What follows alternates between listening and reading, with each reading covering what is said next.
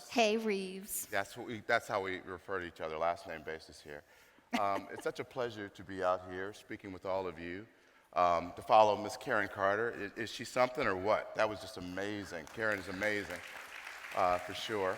But we're going to have a little conversation. It's a family conversation. You're part of our family here, and we're going to get into it. Let's do it. But we have to introduce it to the rest of the family. Let's talk a little bit about you. So tell the world about you, Miss Wadors. All right, a little bit about me. So, gosh, where do I start, Brian? What we've been doing as a leadership team at UKG is doing basically a world tour, a purpose tour with our new CEO, Chris Todd. And part of that is about our story. Who are we? Because it's about who we are as human beings, less about what we do. So people build trust. And so this is the story I've been sharing with our UCORers. I'm basically the baby out of 8. I wear a t-shirt proudly says I'm the favorite daughter just to piss off my 5 sisters. Yeah. Yeah, they don't like that very much. I am dyslexic. So I got diagnosed when I was in college. I was a CD student, but I still consider my dyslexia as my superpower. Happy to talk about that anytime. I'm also an introvert. That's hard to believe at times, but okay, we'll go with that. I know. I gotta trust. Gotta trust. I'm an introvert. I get my energy when I'm reading my book, Brian, and walking my dog. I believe clearly it's about who we are as human beings, not about our title. Yeah. And I lean into this space on belonging, right? Diversity, inclusion, and equity, and building an ecosystem that cares about everybody and leans into everybody. I think the difference makes us stronger, and I think it makes us just happier, right? I believe in it. And so the pictures that you see on here, I'm super proud to share, are my 3 kids, Ben, Eddie, and Katie. Ben just got married last August, so it's his wedding picture. I think they're beautiful, don't you? Very nice. Thank you. And they gave me a granddaughter. So that's Everly Faith. She is 4 months old. She is the most beautiful baby in the world, of course. Absolutely. In the middle is my husband and I at my daughter's 21st birthday. She wanted a prom-themed party with hats and boas, and I got him to wear a fun outfit, so I took a picture. That's nice. Yeah, and then there is me with my siblings. I'm in the middle. You can't see me, but I'm surrounded by a bunch of people, and I'm probably telling them out of the womb I'm the favorite. So my purpose is to make the world better for having lived here, been a part of your life, Brian. Yes. I was challenged one time about your purpose and how it energizes us. Yeah. And I struggled with that. And so this was a while back when I was at LinkedIn. And so I wrote this on my whiteboard one night. I love it crystallized for me. So it felt so good. I took a picture of it and I keep it. So that's me. Thank you. Who are you?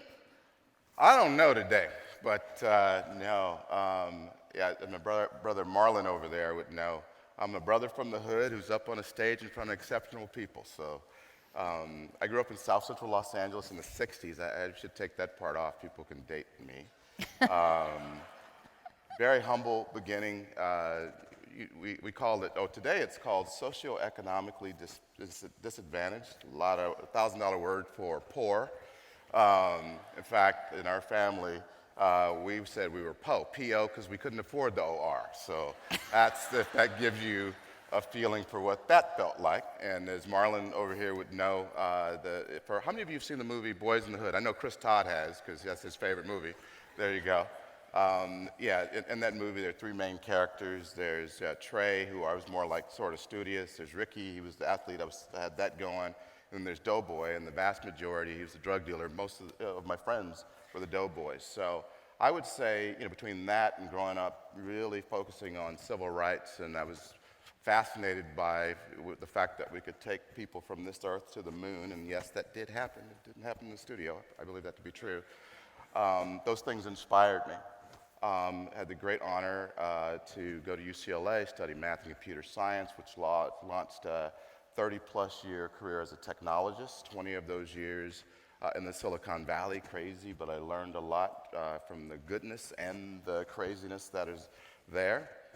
But growing up the way I did, and certainly with the love of my mom and my grandparents and everybody who invested in me over the years, it was very important for me as the side hustle, even as an engineer, to look for opportunities for others. Because there's a lot of Brian Reaves, there's a lot of even doughboys out there. They do what they do, not because they don't want to do something different, they just don't have the opportunity to do different things. We live in a world of 8 billion people. It's really hard for me to believe that there is an equitable opportunity for all. And if we, as our companies, that's what we do, provide that opportunity, people will lean into that as opposed to doing other things. So I had the great honor at SAP, I was doing the engineering thing, having fun, and the CEO of SAP, Bill McDermott, leaned into this topic. You know you work for Bill McDermott at ServiceNow.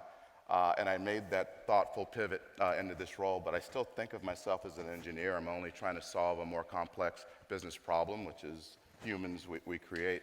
That led to an opportunity to work for Michael Dell at Dell Technologies, and then my greatest opportunity 18 months ago was joining UKG, because our purpose is people, and that means all people, and I love being here. So thank you for letting me share that part of my story with you.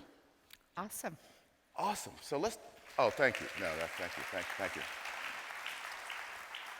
So we talk a lot. I mean, and you'll see this. I mean, this is real. Wadors and I, we hang out. We actually talk a lot of trash with each other, but that's a different story. But one of the early things when you joined, you left the board and you came into UKG formally in your role, we were speaking about the importance of having diversity, equity, inclusion, belonging weaved into every operational motion in HR. And you shared with me your thoughts on what's on the screen there about the employee experience journey or life cycle. Could you share a bit about what that means to you and us? Sure. So what I've been trying to do is unlock the power of talent. If you think about talent and the cost of talent, just like bring it to the business, on average, 80% of OpEx is the cost of talent, 80 cents on the dollar. So you think about compensation, benefits, the IT support, the facilities we sit in, travel, entertainment, cost of talent. And so if you want to create a great place to work, part of it is figuring out that journey and making it great. Yes. And if you want equity, if you want to build a healthy company, you got to be intentional with that. And we talked a lot yesterday about rigor, right, and getting it into the ecosystem. That's what this is about, Brian. So we broke it down to 5 chevrons. It's like courting talent, committing to be hired, right? That's chevron 1. And then from accepting an offer to onboarding, different lengths of time, but that's also important experience. You start giving first impressions of the organization. Then you have day 1 to ramp up. Yes. And then you have grow and roll and transitions, which you might go back into another ramp up, right? If I got promoted or relo, performance, engagement, things like that. And then offboarding to alumni. Like I want the employee to feel certain things in that journey. Yeah. I love that, the offboarding to alumni in every one of these steps. But we often, we're ready, pushing people out of the door, not recognizing that their experience, and if they've had a great experience, they'll tell that story on and on. Because alumni means not only we have our 15,000 new careers sort of strong, but how many other, Legacy U, Legacy K, have gone through, and if they've had this great experience, they're promoters for us moving forward. So I love every part of that.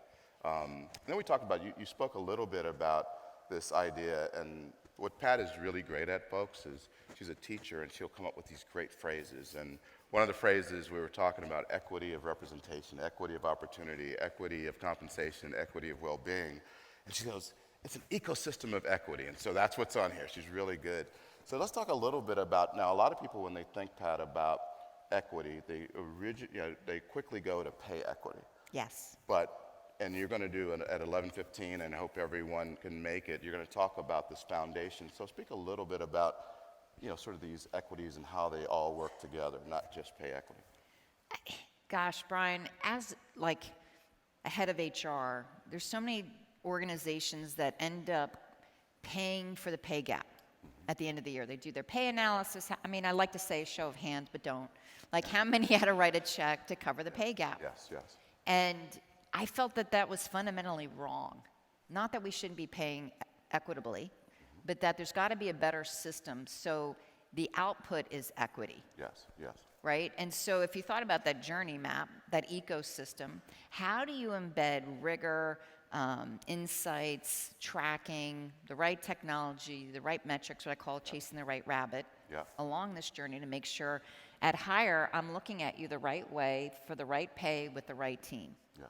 Then if I assign projects, give you visibility, if I promote you, how do I slow our neurological roles so we reduce our biases to make it fair and equitable? And so that's the ecosystem. If you do this right, and it takes years to get it right, it is not an overnight gig. It takes intentionality over time.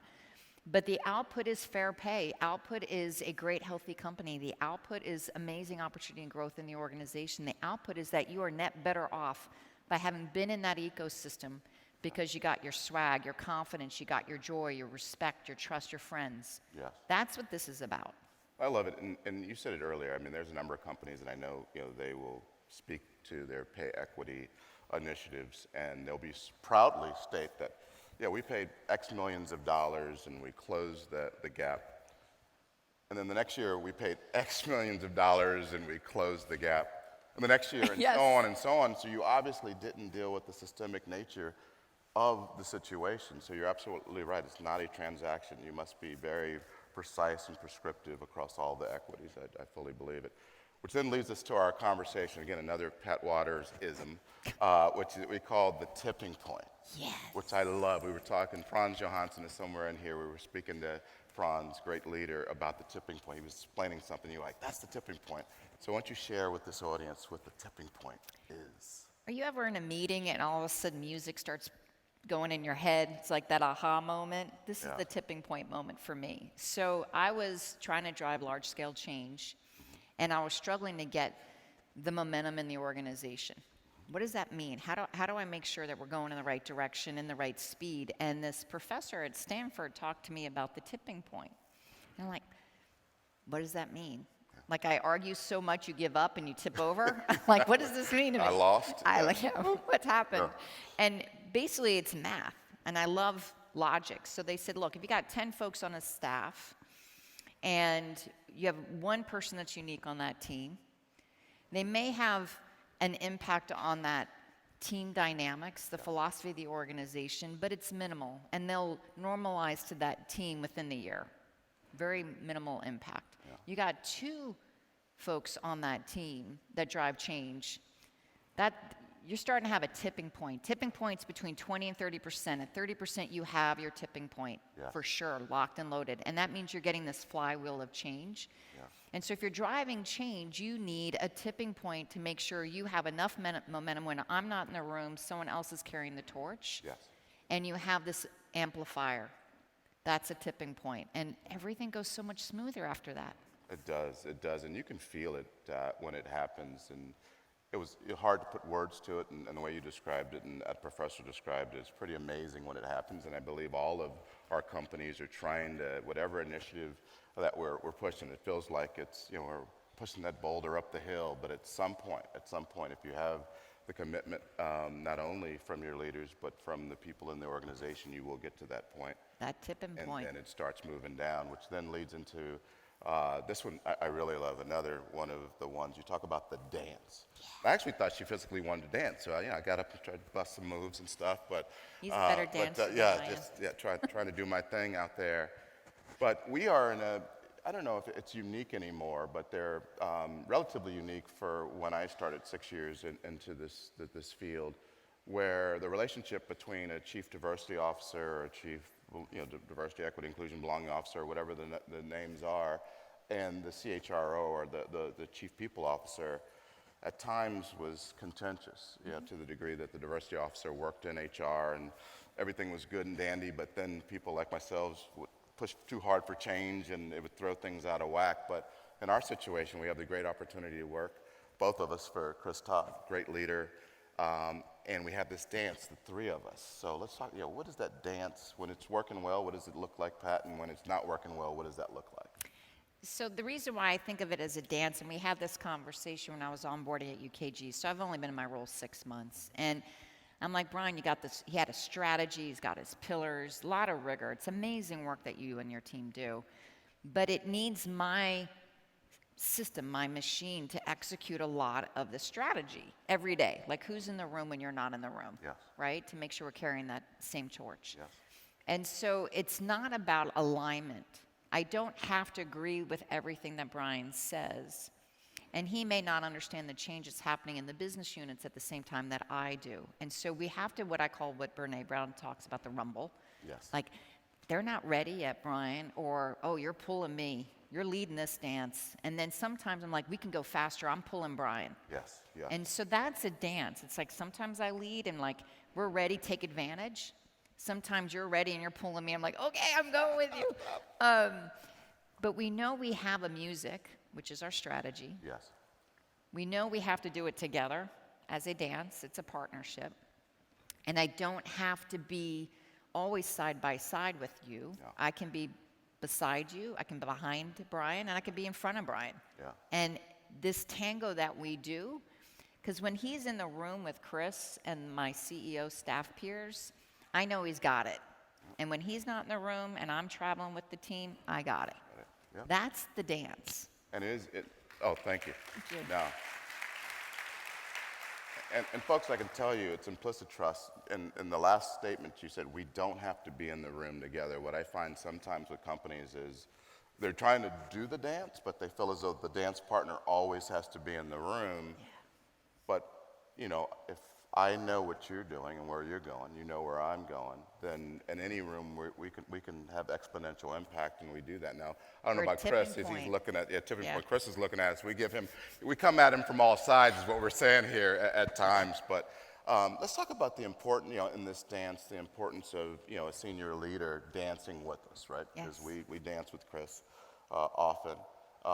In your experience, when has that worked and not worked? When a leader's showing up and dancing with us, what does that look like, and what does it look like when when that leader is not part of the dance? So they lean in with curiosity on the dance, right? It's because this is a challenging topic. Right. And so I had this philosophy a while back, argue like you're right. Like we have our beliefs. Let's be confident in our beliefs. But then listen like you're wrong. And so if I have a leader that pauses and say, maybe my perspective isn't completely right. Maybe I don't have all the facts. Maybe I don't have the courage because I haven't seen it before.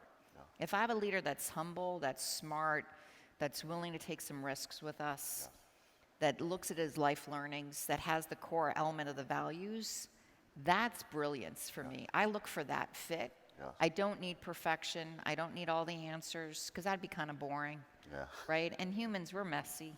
Very And much. so when it's gone wrong, it's when it always starts with a no. We can't do that for these reasons. And that's it. Period, yeah. And that you've seen that. That doesn't work. Shutting it down, not open. So my hope for all of you as we wrap up here is that you get an opportunity to dance within your organizations, not just the leaders, not just the CEO, but at every level. I know my team is here. We dance all the time. We have tipping points. We battle, but it's all for the purpose, the strategy, and we lean in. And it's been such a privilege to continue working with you. We're going to do our thing moving forward, and thank all of you for all that you do. This is something we don't compete on. This is something, I saw the list. Congratulations to, I know it's the DHL. Where are you in the house? Congratulations. Look at you. Look at you, right there. Right there, and everyone else on the list, thank you for what you do, and thank you for what we'll all do together. All right, God bless. Peace. Thank you, everyone.